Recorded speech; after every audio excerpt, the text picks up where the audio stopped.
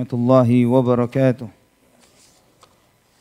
إن الحمد لله نحمده ونستعينه ونستغفره ونعوذ بالله من شرور أنفسنا وسيئات أعمالنا.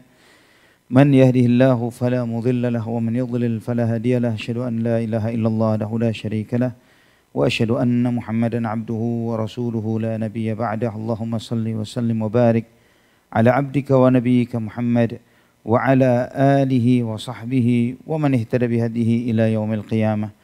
قال الله جل وعلا: يا أيها الذين آمنوا اتقوا الله حق تقاته ولا تموتن إلا وأنتم مسلمون. أما بعد. Ikhwatal iman rahimani wa rahimakumullah. Alhamdulillah, segala puja dan puja hanya untuk Allah Subhanahu wa taala Rabbul alamin.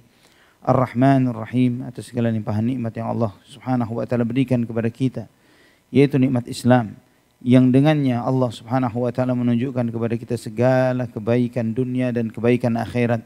Setiap kita mengkaji dan mendalami ayat-ayat Al-Qur'an dan hadis-hadis Nabi sallallahu alaihi wasallam, mempelajari ajaran Islam ini, semuanya menata kepada kita bagaimana semestinya kita menjalani kehidupan di kehidupan dunia, dan itu memberikan kemaslahatan bagi kita. Ikhwatal iman rahimani wa rahimakumullah. Setelah membahas tentang beberapa permasalahan terkait dengan memilih calon pasangan sebagaimana disampaikan oleh Al-Imam Ibnu Qudamah rahimahullah di dalam risalah ini, dalam buku ini Mukhtasar Minhajul Qasidin, penulis kemudian beliau menyebutkan beberapa hal terkait tentang adab, bagaimana interaksi suami terhadap istri dan demikian pula sebaliknya. Yang di dalam adab-adab ini, ikhwatal iman, juga semakin menunjukkan kepada kita hebatnya agama ini. Allah Subhanahu wa taala menjadikan kita dan pasangan kita sebagai satu yang diciptakan oleh Allah Subhanahu wa taala, dan menjadikan pasangan kita diciptakan dari kita. Sebagaimana Allah firmankan di surat An-Nisa ayat 1, ya ayuhan nasu taqu rabbakumul ladzi khalaqakum min nafsin wahidah wa khalaqa minha zawjaha. Wahai manusia, bertakwalah kalian kepada Tuhan kalian yang telah menciptakan kalian dari satu jiwa, dan menciptakan dari satu jiwa ini istrinya. Bagaimana Allah Subhanahu wa taala menciptakan Adam alaihissalam, kemudian menciptakan Hawa dari Adam alaihissalam. Diciptakan, kata Ibnu Katsir, khuliqat min dhil'ihil aisar min khalfihi wa huwa naim. Diciptakan dari tulang rusuknya sebelah kiri ketika dia sedang tidur. Ketika Nabi Adam terbangun dan melihat Hawa, beliau pun kagum terhadapnya dan merasa tentram dekat bersamanya. Demikian pula Hawa terhadap Adam alaihissalam. Maka ikhwatal iman rahimani wa rahimakumullah, di antara adab yang sangat dijaga di dalam dinul Islam adalah bagaimana seorang suami berakhlak yang baik terhadap istrinya. Dan pesan Nabi sallallahu alaihi wasallam, beliau bersabda, istausu bin nisa'i khairan fa innahunna khuliqna min dhila' wa inna a'waja ma fi dhila'i a'lahu fa in dhahabta tuqimuhu kasartahu wa in taraktahu lam yazal a'waj fastausu bin nisa'i khairan. Kata istausu itu dari kata wasiyah, namun pakai alif sim ta di depannya, itu menunjukkan berilah nasihat dengan penuh kelemah lembutan terhadap istri-istrimu, kata Nabi SAW. Artinya penuh kelembutan dan kesabaran di dalam menasihati mereka, karena mereka tercipta dari tulang rusuk. Dan tulang rusuk yang paling bengkok adalah yang paling atas. Dan jika kamu meluruskannya, maka kamu mematahkannya. Dan jika kamu mendiamkannya, maka dia akan senantiasa bengkok. Maka perlulah kesabaran dan ketabahan ketika kamu menasihati mereka. Ikhwatal iman rahimani wa rahimakumullah. Hadis ini mengajarkan kepada kita bagaimana sikap seorang suami terhadap istrinya, bahwa dia harus bersabar terhadap segala kekurangan yang ada pada diri mereka. Bahwa Allah menciptakan mereka dari tulang rusuk yang kodratnya bengkok. Yang kodratnya adalah bengkok. Ketika seseorang berharap agar istrinya lurus 100%, dia akan berupaya untuk mematahkannya, dan itu tidak akan mungkin terjadi. Ketika kita menyadari bahwa seorang laki-laki menikahi seorang wanita, kodratnya adalah tulang rusuk yang bengkok. Itulah pesan Nabi SAW agar kita penuh bersabar dengan mereka. Dan Nabi SAW mengingatkan, wa inna a'waja ma fid dhila'i a'lah, dan yang paling bengkok itu adalah yang paling atasnya. Para ulama menjelaskan maksudnya adalah lisannya. Bahwa lisannya wanita ini yang paling bengkok. yang paling mudah ngucap baru kemudian dia mikir. Maka kalau laki-laki ngucap baru mikir sama seperti perempuan. Oleh karena itulah kenapa di dalam Islam talak itu diserahkan kepada laki-laki bukan wanita. Mau wanita zikir pagi dan petangnya cerai, nggak jatuh cerai. Ya, walaupun zikir pagi petangnya adalah itu. Ba'da sholat mas cerai ya, mas pisah ya, mas cerai pisah dan seterusnya nggak kejadian. Tapi kalau laki-laki yang mengucapkannya walaupun senda gurau jadi. Ya, oleh karena itulah dilarang di dalam Islam bersenda gurau terkait dengan perceraian. Senda guraunya saja jadi wal'iyadzubillah. Oleh karena itulah ini dilarang di dalam Islam, terutama laki-laki dengan gampang-gampangnya dia mengatakan cerai. Dan karena kita hidup di zaman banyak laki-laki baperan, maka seringkali mereka mengucapkan cerai, baru kemudian dia menyesal. Ternyata sudah jatuh talak 3, sudah 3 kali proses ucapan talak itu dia ucapkan terhadap istrinya. Dan dia masih sayang, dia masih cinta kepada istrinya. Dan ini menjadi malapetaka bagi dia karena istri itu sudah tidak halal lagi bagi dia ketika sudah mentalak 3, sudah cerai 3 kali. Dan ikhwatal iman rahimani wa rahimakumullah. Maka Nabi SAW menyebutkan bahwa mereka tercipta dari tulang rusuk dan tulang rusuk yang paling bengkok adalah atasnya karena laki-laki itu dia harus tabah dan sabar terhadap ucapan-ucapan istri. Sampai Ibnu Qudamah sendiri di dalam risalah, di dalam buku ini beliau menyampaikan, wa'lam annahu laisa husnul khuluqi ma'al mar'ati kafful adha, laisa husnul khuluqi ma'al mar'ati kafful adha anha, bal ihtimalul adha minha. Kata beliau, ketahuilah bahwa berakhlak yang baik terhadap istri itu bukan sekedar tidak menyakitinya, tapi tabah terhadap godaan-godaannya. Ya, tabah terhadap gangguan-gangguan istri.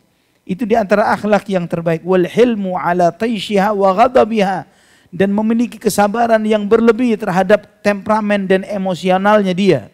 Iqtidaan bi Rasulillah sallallahu alaihi wasallam. Dan ini mencontoh Nabi sallallahu alaihi wasallam. Sebagaimana dalam Sahih Bukhari dan Muslim, bahwa sebagian istri Nabi sallallahu alaihi wasallam pernah mengkritisi beliau. Jadi Nabi SAW menyampaikan sesuatu namun dibantah oleh istrinya. Dan ada di antara mereka sampai nggak ngajak omong Nabi semalaman. Ya, tidak ngajak bicara Rasulullah sallallahu alaihi wasallam semalaman. Ini sampai membuat terkejut sebagian sahabat seperti Umar Ibn Khattab.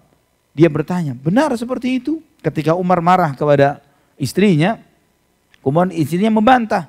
Kata Umar, kok berani kamu bantah saya? Kemudian istrinya tambah jadi, dia mengatakan, kamu siapa Umar? Istri Nabi saja berani bantah Nabi. Kaget Umar, istri Nabi berani bantah Nabi. Maka Umar pun ke rumah putrinya, Hafsah, yang merupakan istri Rasulullah SAW. Apa benar? Di antara kalian ada yang pernah membantah Rasulullah SAW? Wahai istri-istri Nabi. Di antara kalian ada yang berani tidak ngajak bicara Nabi Muhammad SAW semalaman, sampai besoknya nggak ngajak bicara Nabi? Kata Hafsah, benar. Apa kalian nggak takut sikap kalian itu akan membuat Allah marah? Kalau marahnya Nabi SAW, Allah marah. Kalian musibah dunia akhirat, kata Umar seperti itu. Kemudian dan itu menunjukkan mulianya akhlak Nabi kita Muhammad sallallahu alaihi wasallam. Ikhwatal iman rahimani wa rahimakumullah. Bahkan lebih dari itu, kata Nabi sallallahu alaihi wasallam, adalah menyikapi semua temperamen dan emosionalnya mereka ini dengan bersenda gurau dengan mereka, tidak terlalu menganggap serius semua ucapan-ucapannya. Ya, sampai Nabi SAW bersabda dalam salah satu sabdanya, da'ib hunna ta'ish bihin, bersenda guraulah kamu dengan istrimu, maka kamu akan hidup langgeng bersama dia. Jadi bukan terlalu serius. Ya, karena ketika terlalu serius, insya Allah sebagian besar yang sudah menikah pasti jadi duda. Ya, setiap ucapannya istri kita masukkan ke dalam hati kita, insya Allah sebagian besar dari kita sudah menduda karena terlalu baper terhadap ucapan istrinya. Ikhwatal iman rahimani wa rahimakumullah. Nabi sallallahu alaihi wasallam mengajarkan untuk bersenda gurau dengan istrinya, dengan istri kita, dan kemudian mengambil momen-momen bermain dengan dia sebagaimana yang diajarkan oleh Nabi sallallahu alaihi wasallam. Bahkan dalam momen perjalanan jihad, Ketika rombongan ini beliau SAW mengatakan, kalian rombongan jalan dulu. Nabi SAW memerintahkan kepada rombongan pasukan ini untuk jalan dulu. Ketika rombongan itu sudah jauh, Nabi SAW bersabda kepada Aisyah, ayo kita lomba lari. Ya, diajak lomba lari oleh Nabi SAW. Lomba lari Nabi SAW dengan Aisyah. Pernah sekali waktu Nabi SAW lomba lari dengan Aisyah, Aisyah yang menang, Nabi SAW kalah. Ya, itu sudah kejadian cukup lama. Kemudian beberapa tahun berikutnya, dibegitukan lagi oleh Nabi. Ayo kita lomba lari lagi, kata Nabi SAW. Lomba lari, dan Nabi SAW yang menang, karena Aisyah sudah mulai agak gemuk. Ya, Aisyah mulai agak gemuk, Nabi SAW yang menang. Kata Nabi SAW, yang ini balasan untuk yang dulu itu. Ya, kata Nabi SAW, ini balasan sama yang dulu. Aisyah tidak menyangka kalau masih diingat oleh Nabi SAW. Ikhwatal iman rahimani wa rahimakumullah.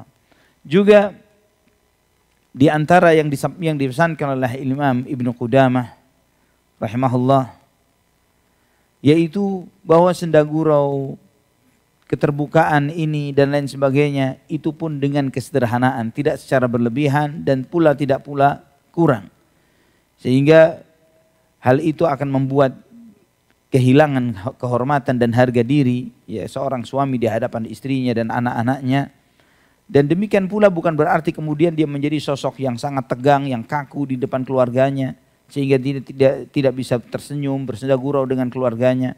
Hal yang seperti ini bukanlah akhlak dan adab Islam. Nabi SAW melakukan yang sama. Dan demikian pula para sahabatnya. Namun tidak berlebihan terhadap mereka. Terkadang memang di antara amanah anak atau istri dan anak adalah sebagaimana pesan Allah Subhanahu wa taala, ya ayyuhalladzina amanu qu anfusakum wa ahlikum nara. Wahai orang-orang yang beriman, jagalah dirimu dan keluargamu dari api neraka. Ini juga di antara hal yang pesankan oleh Allah Subhanahu wa taala. Jadi di dalam hal senda gurau pun, di dalam hal-hal yang bersifat kita berbaur dan bergaul baik dengan mereka, di situ pun kita masih mengingat misi kita adalah menjaga diri kita dan keluarga kita dari api neraka. Tidak memudahkan mereka untuk melakukan hal-hal yang misalnya mereka mengajak main, mengajak liburan, mengajak hal-hal yang sifatnya malah bertentangan dengan aturan Allah Subhanahu wa taala dan Rasulnya. Maka kita tidak boleh memperturutkan kemauan yang seperti itu. Karena ketaatan kepada Allah harus diprioritaskan ketimbang apapun. Juga di antara apa yang diajarkan oleh Nabi SAW kepada seorang suami terhadap istrinya adalah cemburu. Dan cemburu itu baik, tapi tidak boleh berlebihan. Cemburu itu baik, tapi tidak boleh berlebihan. Dan ketika cemburunya seorang laki-laki adalah bagaimana dia menegakkan aturan Allah Subhanahu wa taala terhadap istrinya. Misalnya memberlakukan aturan-aturan yang Allah perintahkan kepada mereka, di antara yang menutup auratnya misalnya, tidak keluar dengan yang bukan mahram misalnya, atau komunikasi dengan yang bukan mahramnya. Hal-hal yang seperti ini diperintahkan oleh Allah Subhanahu wa taala. Dan cemburu serta iman, cemburu dan iman itu adalah sesuatu yang beriringan, sesuatu yang berjalan bersamaan. Sehingga ketika salah satunya hilang, maka hilanglah salah satunya yang lain. Ketika seorang laki-laki sudah tidak memiliki cemburu, artinya dia tidak memiliki iman. Karena itulah orang semakin tinggi imannya, semakin tinggi cemburunya. Bagaimana ketika Sa'ad bin Ubadah radhiyallahu anhu mengatakan, kalau saya melihat istriku bicara dengan laki-laki yang bukan mahramnya, aku akan pukul dia dengan punggungnya pedang. Artinya bukan menebasnya, bukan, tapi dengan punggungnya pedang. Aku akan pukul dia. Kemudian sahabat terheran dengan kecemburuannya Sa'ad bin Ubadah radhiyallahu anhu. Kemudian sampai Nabi SAW bersabda, ata'jabuna min ghairati Sa'ad? Apa kamu heran dengan cemburunya Sa'ad? Wallahi inni la aghyaru minhu, wallahu aghyaru minni. Demi Allah, aku lebih cemburu daripada Sa'ad, dan Allah Subhanahu wa taala lebih cemburu lagi ketimbang aku. Ini menunjukkan bahwa kualitas iman dan kecemburuan itu beriringan, bersamaan. Ketika seorang laki-laki sudah tidak memiliki rasa cemburu terhadap istrinya, itu menunjukkan lemahnya iman dan juga menunjukkan lemahnya cinta. Bukanlah seorang laki-laki yang baik ketika dia mengetahui istrinya keluar sembarangan dengan bukan mahram dan pertemuan-pertemuan yang enggak jelas, keluar dengan tidak berhijab, malah berdandanan yang berlebihan, namun tidak ada rasa cemburu di dalam hatinya. Ini menunjukkan lemahnya iman dan lemahnya cinta. Ketika dia memiliki cinta yang besar terhadap istrinya, maka dia akan cemburu ketika dia melihat istrinya melakukan hal-hal yang menimbulkan keraguan-raguan di dalam dirinya. Ketika di rumah kenapa tidak berdandan, malah di luar rumah dia berdandan dengan lebih misalnya, atau berpakaian yang tidak sepantasnya keluar rumah, menampilkan atau menonjolkan auratnya kepada lawan jenisnya. Apa maksudnya ketika dia melakukan itu di luar rumah tapi tidak melakukan yang seperti itu di rumah di hadapan suaminya? Ikhwatal iman rahimani wa rahimakumullah. Juga di antara adab yang disampaikan oleh Imam Ibnu Qudamah rahimahullah adalah memberi nafkah. Dan memberi nafkah itu sebagaimana yang Allah Subhanahu wa taala sampaikan di dalam surat At-Talaq, liyunfiq dzu sa'atin min sa'atihi wa man qudira 'alaihi rizquhu falyunfiq mimma ataahu Allah. La yukallifullahu nafsan illa ma ataaha, sayaj'alullahu ba'da usri yusra. Hendaklah seorang suami itu memberi nafkah kepada istrinya sesuai dengan kelapangan rizki yang Allah berikan kepadanya. Dan jika rizkinya disempitkan oleh Allah, tetaplah dia memberi rizki sesuai dengan apa yang Allah berikan kepadanya. Allah tidak membebani jiwa sesuai dengan apa yang telah Allah berikan kepadanya. Dan Allah akan menjadikan sesudah kesusahan itu kemudahan. Di sini banyak hikmah luar biasa dari ayat ini. Yang pertama, bahwa memberi nafkah kepada istri hukumnya wajib. Ya, di dalam Islam yang wajib memberi nafkah suami. Yang wajib mencari nafkah suami. Istri tidak wajib mencari nafkah. Tidak wajib mengeluarkan nafkah, membiayai nafkah di dalam rumah tangga. Ya, kalau itu dari kelegowoan istri silahkan. Tapi dalam syariat Islam suamilah yang bertanggung jawab. Dan ketika seorang laki-laki, seorang suami melepaskan diri dari tanggung jawab ini, maka dia berdosa. Kafa bil mar'i ithman an yudhayyi'a man yaqut. Cukuplah seseorang itu berdosa ketika dia menyia-nyiakan keluarga yang harus dinafkahi oleh dia.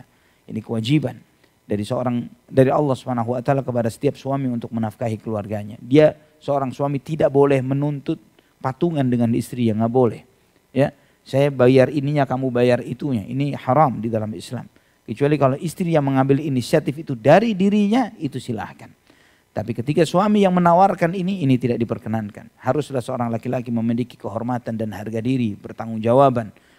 Bahwa nilai seorang laki-laki dijadikan sebagai qawwam, pilar di dalam rumah tangga adalah karena memberi nafkah.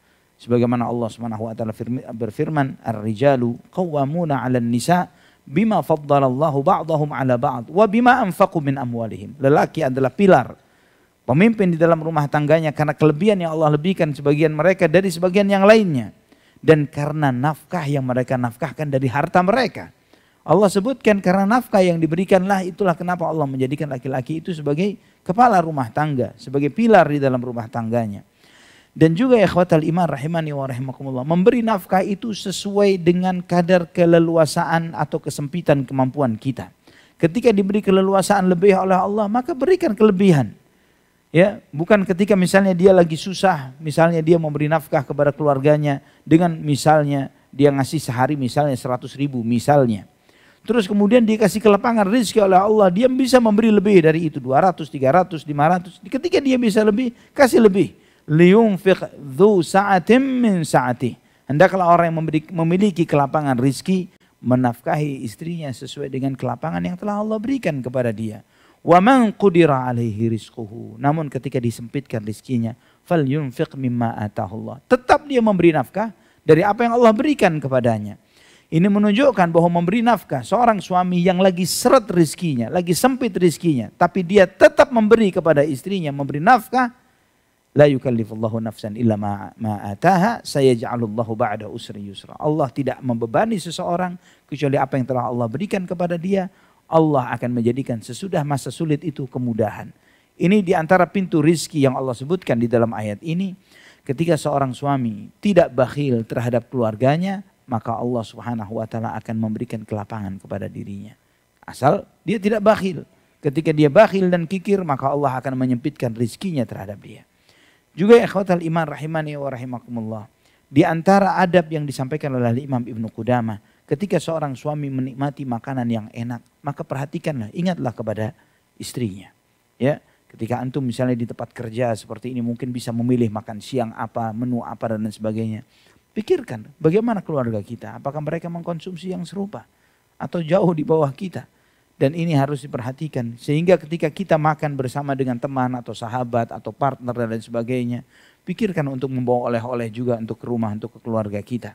Karena jangan sampai kita menikmati makanan-makanan yang enak dan kita tidak peduli dengan keluarga kita. Ikhwatal iman rahimani wa rahimakumullah. Di antara adab juga kata Imam Ibnu Qudamah rahimahullah, dan ini sangat penting bagi setiap suami dan laki-laki, bahwa setiap suami harus tahu hukum-hukum terkait dengan haid dan nifas. Sehingga dia tahu kapan boleh menggauli istrinya dan kapan tidak. Dengan pemahaman yang benar. Sehingga menghilangkan segala keraguan-raguan di dalam hatinya. Mengajarkan tentang hukum-hukum terkait dengan sholat, haid, istihadah, nifas. Ini walaupun hukum yang terkait dengan wanita. Namun bagi setiap suami kita tahu bahwa haram menggauli istri ketika haid. Ini hukumnya haram dan termasuk dosa besar. Haram menggauli istri dari duburnya. Dan ini termasuk hal yang dilaknat oleh Allah subhanahu wa ta'ala dan dilaknat oleh Rasulnya. Dan juga di antara adab yang lainnya terkait dengan masalah haid dan nifas, bahwa tidak boleh mentalak istri ketika sedang haid. Ya, ketika istri sedang haid haram kita mentalak mereka. Walaupun ketika seorang suami misalnya mentalak istrinya ketika sedang haid, tetap jatuh talak, tapi harus dirujuk. Ya, karena subhanallah, ilmu pengetahuan modern mengajarkan bahwa ketidakstabilan seorang istri secara hormonal mempengaruhi emosi dan temperamen dan lain sebagainya. Dan ini menunjukkan kepada kita besarnya hikmah kenapa Allah mengharamkan perceraian di saat haid. Dan itu dikatakan sebagai talak bid'ah, ya, talak yang dilarang oleh Allah Subhanahu wa taala. Dan oleh karena itulah walaupun dihitung talak tapi wajib dirujuk. Ya, walaupun dihitung itu tetap terhitung talak sebagai konsekuensi hukum atas sikap kesalahan yang dipilih oleh suami. Namun dia wajib merujuk istrinya karena dia mentalak dalam keadaan haid. Kemudian juga ikhwatal iman rahimani wa rahimakumullah. Di antara yang disampaikan oleh Imam Ibnu Qudamah. Fayu'arrifuha annaha idhan qata'a damuha qabla al-maghrib bimiqdari rak'atin fa'alaiha adh-dhuhru wal-'asr. Ketika misalnya darah haid itu berakhir sebelum maghrib. Artinya belum masuk waktu maghrib, masih di waktu asar. Darahnya clear, bersih. Maka wajib bagi dia untuk melaksanakan sholat zuhur dan asar pada hari itu. Paham ya? Sebelum maghrib 5 menit misalnya, dia suci. Maka dia mandi. Mungkin dia ketika dia proses dia mandi bersuci itu masuk waktu maghrib. Maka dia sholat maghrib. Tapi dia ada tanggungan sholat zuhur dan asar di siang hari tadi. Ya. Kemudian wa idzan qata'a damuha qabla subhi bimiqdari rak'atin fa 'alaiha qada'ul maghribi wal 'isya. Dan andai kata darahnya berakhir sebelum subuh. Berakhir sebelum subuh artinya sebelum masuk waktu subuh. Walaupun itu waktunya cuma sekedar menunaikan sholat 1 rakaat saja, maka wajib bagi dia membayar melaksanakan sholat maghrib dan isya di malam itu. Kata beliau, wa hadza la yakadun nisa'u yura'inahu, dan hampir tidak ada wanita yang peduli tentang hal ini. Kata beliau, dan ini perlu diajarkan. Belum lama ini saya mengisi kajian terkait dengan hukum haid dan nifas untuk para wanita, dan ketika anak sampaikan tentang hal ini mereka sebagian besar baru tahu, Ustaz, baru tahu. Ya, dan ini tanggung jawab suami untuk memperhatikan dan mengajarkan hal ini kepada istri-istri mereka. Kemudian di antara yang diajarkan oleh Imam Ibnu Qudamah rahimahullah tentang adab seorang suami terhadap istrinya adalah ketika dia memiliki lebih dari 1 istri maka dia wajib adil. Ya, adil itu di dalam hal yang tertakar dan terukur. Seperti apa? Waktu tinggal, memberi nafkah, bukan dalam masalah cinta dan selera. Ya, karena cinta dan selera ini sesuatu yang tidak bisa diukur, yang tidak dikuasai oleh seseorang. Namun ketika dia mencintai seorang istri daripada istri yang lainnya, bukan berarti kemudian membuat dia lebih tinggal di istri yang dicintainya lebih lama daripada istri yang tidak dicintainya. Tidak seperti itu. Dia harus memberi waktu yang sama, dan barang siapa yang memiliki 2 istri dan dia bersikap tidak adil kepada salah satu di antara keduanya, maka dia menghadap kepada Allah dalam keadaan syaqquhu ma'il, kata Nabi SAW, dalam keadaan dia pincang sebelah, stroke. Seperti orang stroke ketika menghadap Allah Subhanahu wa taala, wal iyadzu billah. Dan adil itu hukumnya wajib di dalam poligami atau ta'addud. Kemudian ikhwatal iman rahimani wa rahimakumullah, ketika terjadi pembangkangan dari istri, ya, ketika seorang istri melakukan sikap pembangkangan, melawan dan yang lain sebagainya, kata beliau, maka wajib bagi seorang suami mendidiknya, mengajarkan kepada dia. Di samping dia sabar terhadap pembangkangan itu, mendidiknya dan mengingatkan dia, mengajarkan dia untuk taat kepada Allah Subhanahu wa taala dan suaminya. Ketika disampaikan dengan cara yang ma'ruf, dengan cara yang dengan hikmah, namun tidak membuat dia sadar, maka dengan ditingkatkan dengan mau'izatul hasanah, disampaikan bahwa peringatan-peringatan Allah dan Rasulnya terkait dengan hal ini, ya. Dan itu pun disampaikan secara bertahap, dididiknya dengan mendahulukan nasihat, mengingatkan dia bahwa hal ini akan mendatangkan murka Allah, ya, bahwa ketika dia membangkang terhadap suaminya, yang marah itu bukan hanya suaminya, tapi para malaikat dan Allah Subhanahu wa taala pun demikian. Namun kalau ketika itu tidak bisa memberi manfaat kepada dia, maka adalah dengan memisahkan ranjangnya atau memunggunginya ketika tidur, ya, atau pisah ranjang dengannya. Tidak mengajaknya berbicara, tapi itu pun kata beliau fima duna thalathati ayyam, bahwa tidak boleh melebihi 3 hari. Ya, kalau tidak ngajak bicara istri, tidak boleh lebih dari 3 hari. Ini subhanallah, itu diajarkan di dalam dinul Islam. Bahkan ada sebagian keluarga, ya, suami sama istri tidak ngomong sampai bulanan. Ya, kalau ada pesan tertentu kepada istrinya, dia sampaikan melalui anak, sampaikan kepada ibu begini.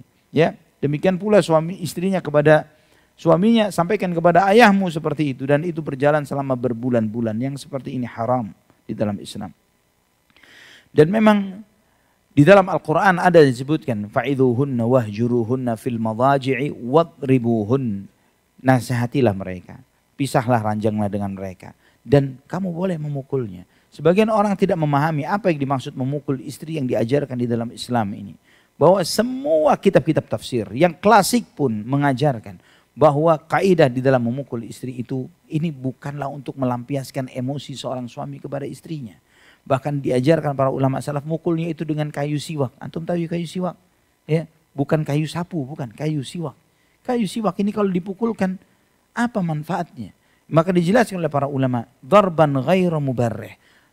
Pukulan yang tidak meninggalkan bekas, apalagi menyebabkan luka. Dan tidak boleh memukul wajah, tidak boleh sambil mencerca, mengucapkan hal-hal yang menyakiti hatinya, ya, membongkar aibnya, menjelek-jelekkan orang tuanya dan lain sebagainya. Hal itu haram di dalam Islam. Ya, dan itu pun adalah alternatif yang paling terakhir, dan disebutkan oleh para ulama, meninggalkannya adalah lebih baik. Ya, tidak memukulnya itu adalah sesuatu yang lebih mulia dengan tidak melakukan hal yang seperti itu. Dan ikhwatal iman rahimani wa rahimakumullah. Selanjutnya Al-Imam Ibnu Qudamah rahimahullah menjelaskan tentang adab-adab hubungan suami istri yang dimulai dengan bismillah, dan kemudian beliau mengajarkan bahwa dengan menyebut nama Allah itu di antara adab yang diberlakukan di dalam dinul Islam di dalam segala urusan. Jangan sampai karena terdorong oleh hasrat dan syahwat kemudian dia lupa membaca bismillah. Kata Nabi SAW, ketika seorang suami hendak menggauli istrinya dan dia menyebut nama Allah Subhanahu wa taala dan membaca doa Allahumma jannibna syaitan wa jannibi syaitana ma razaqtana, ya Allah jauhkanlah kami dari syaitan dan jauhkanlah syaitan dari rizki yang engkau akan berikan kepada kami. Maka jika dari hubungan itu ditakdirkan melahirkan seorang anak, maka anak itu akan dilindungi oleh Allah dari godaan syaitan. Khawatirnya banyak anak-anak sekarang ini kesyaitanan karena proses orang tuanya dulu tidak membaca nama Allah Subhanahu wa taala terlebih dahulu. Ya, ikhwatal iman rahimani wa rahimakumullah. Kemudian di antara adab yang disampaikan bahwa hendaklah mereka itu bersenda gurau terlebih dahulu, ya, dengan artinya tidak langsung hasratnya suami dilampiaskan, maupun memeluknya, menciumnya dan lain sebagainya. Dan kemudian yang diajarkan oleh di antara adab yang disebutkan oleh para ulama tentang hal ini, bahwa jika itu pada hari Jumat atau malam Jumat itu lebih disunahkan, terutama pada hari Jumat itu lebih disunahkan. Dan kemudian ketika seorang suami sudah tuntas dengan hasratnya, jangan dia lepas begitu saja. Mungkin dia bisa membantu istrinya untuk sampai juga kepada hasratnya, karena bisa jadi dia lebih tertunda untuk mendapatkan apa yang diinginkan dari hubungan itu. Yang ini semuanya diajarkan oleh kitab-kitab klasik para ulama salaf. Dan ikhwatal iman rahimani wa rahimakumullah, ketika seorang suami menginginkan istrinya ketika istrinya sedang haid, maka hendaklah istri itu menutup bagian bawahnya. Karena hubungan itu tidak diperkenankan ketika sedang haid, tapi ketika bercumbu dengan istri di saat haid itu dibolehkan selama tidak sampai kepada jima'. Dan kemudian ikhwatal iman rahimani wa rahimakumullah, di antara adab yang disampaikan oleh para ulama adalah ketika melahirkan, misalnya terkait dengan anak. Kata beliau di antaranya adalah tidak boleh seorang laki-laki, seorang bapak bergembira berlebihan ketika memiliki anak laki-laki, dan sebaliknya ketika memiliki anak perempuan dia tidak segembira ketika memiliki anak laki-laki. Ketika punya anak perempuan gembiranya tidak seperti anak laki-laki. Yang seperti itu di antara adab-adab dan tradisi jahiliyah, dan dia tidak mengetahui mana anak yang lebih memberi manfaat kepada dia, apakah anak laki-laki atau wanita. Seringkali terkadang seorang laki-laki, seorang bapak begitu proud dan begitu bangganya memiliki anak laki-laki. Padahal ternyata ketika anak-anak itu sama-sama tumbuh dewasa, anak-anak perempuannya lebih care, lebih peduli kepada dia, kepada bapaknya, melebihi anak-anak laki-laki. Dan ini seringkali tidak disadari oleh sebagian besar bapak, dan mereka lebih bangga memiliki anak laki-laki ketimbang anak perempuan. Dan kemudian di antara adab yang disampaikan oleh beliau adalah mengadzani bayi ketika bayi itu lahir. Dan ini adab memang dikhilafkan oleh para ulama. Sebagian menganggap riwayat-riwayatnya hasan atau sahih, seperti Al-Imam Ibnu Qayyim Al-Jauziyah dan gurunya Syekhul Islam Ibnu Taimiyah, dan sebagian lagi mengatakan itu dhaif, namun tetap membaca nama Allah Subhanahu wa taala dengan membacakan u'idzuka billah min kulli syaitanin wahamah wa min kulli ainin lamah dan yang semisalnya. Dan juga memberi nama anak itu dengan nama-nama yang baik. Sebagaimana Nabi SAW bersabda, inna ahabba asma'ikum ilallahi azza wa jalla Abdullahi wa Abdurrahman. Sesungguhnya nama yang paling dicintai oleh Allah dari nama-nama kalian adalah nama Abdullah dan Abdurrahman, kata Nabi SAW. Dan juga Nabi SAW menganjurkan untuk mengganti nama yang tidak baik. Ya, ada seorang namanya Huzn yang artinya sedih, maka Nabi SAW menggantinya dengan nama yang lebih baik. Dan terus demikian. Ini di antara sunnah yang diajarkan oleh Nabi Sallallahu Alaihi Wasallam. Ketika orang memiliki nama yang tidak baik, ya kesannya atau mengandung makna yang tidak baik, Nabi Sallallahu Alaihi Wasallam mengajarkan untuk mengganti nama tersebut. Kemudian akikah, ini di antara adab kepada anak. Laki-laki 2 ekor kambing, perempuan 1 ekor kambing. Dan akikah itu wajib bagi yang mampu. Wajib bagi yang mampu. Kenapa wajib? Karena Nabi Sallallahu Alaihi Wasallam mengaitkannya dengan gadai. Kullu mauludin marhunun ala aqiqati. Setiap bayi yang lahir tergadaikan dengan akikahnya, dan kita tahu gadai itu sesuatu yang wajib dibayar. Sesuatu yang wajib dibayar. Maka itu wajib. Dan jika orang tua itu masih memiliki kemampuan sampai sebelum anak itu baligh, maka anak itu boleh diakikahi sebelum anak itu baligh. Sebagaimana disampaikan oleh Imam Asy-Syafi'i di dalam hal ini. Kemudian mentahnik bayi itu. Tahnik itu apa? Orang tuanya atau guru yang saleh itu dimintakan untuk mengunyahkan kurma dan kemudian memasukkannya ke mulut sang bayi. Mulut bayi tersebut di hari dia dilahirkan. Dan ini di antara sunnah Nabi SAW dan diajarkan oleh para ulama dan dijadikan sebagai salah satu bagian dari ajaran para salafus saleh dari zaman ke zaman. Kemudian mengkhitannya, ya, dan khitan itu boleh dilakukan ketika bayi atau boleh dilakukan ketika lebih besar bagi anak laki-laki. Dan itu hukumnya wajib bagi laki-laki, namun bagi perempuan adalah makramah, sesuatu hal yang menambah kemuliaan tapi tidak wajib. Namun bagi laki-laki adalah wajib. Dan ikhwatal iman rahimani wa rahimakumullah, selanjutnya terkait dengan permasalahan talak, ada beberapa adab terkait dengan perceraian yang disampaikan oleh beliau yang insya Allah kita akan membahas di dalam kajian yang akan datang. Karena di dalam pembahasan ini beliau menyampaikan tentang adab-adab di dalam perceraian. Bahwa cerai itu halal, tapi sesuatu yang dibenci oleh Allah Subhanahu wa taala dan diharamkan bagi laki-laki tanpa ada sebab dan lain sebagainya, kemudian dia menceraikan istrinya. Dan juga demikian pula tidak boleh membantu istri yang sedang mancing-mancing emosi suaminya untuk menceraikannya. Ya, ini pun dilarang. Bahwa ketika sebagian istri mungkin terkadang karena ada masalah sedikit, kemudian dia minta pisah, kemudian suaminya dengan gampang terpancing dan membawa hal itu. Ya sudah, terjadi seperti itu. Termasuk juga tidak boleh menceraikan lebih dari 1 cerai di dalam 1 majelis. Ya, ada seorang suami saking keselnya, kamu saya talak 70. Ya, bukan talak 3 lagi, talak 70 kepada istrinya. Yang seperti ini tetap jatuhnya talak 1. Tapi nanti insya Allah secara detailnya kita akan membahas pada kajian yang akan datang. Aqulu qouli hadza subhanakallahumma wa bihamdika asyhadu an la ilaha illa anta astaghfiruka wa atubu ilaik. Wassalamualaikum warahmatullahi wabarakatuh.